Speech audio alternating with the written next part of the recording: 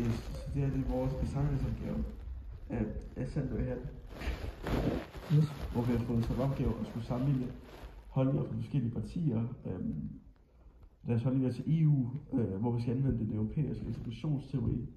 Og i vores opgave, der har vi bilag 1 af Alex Ahrendtsen, et eller andet fra Dansk Folkeparti.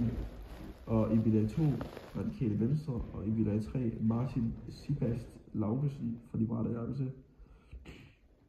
Vi har fået som opgave at forklare og sammenligne de forskellige holdninger, hvor vi har fået som opgave at skulle analysere den europæiske integrationsteori ved hjælp af føderalisme og intergovernmentalisme.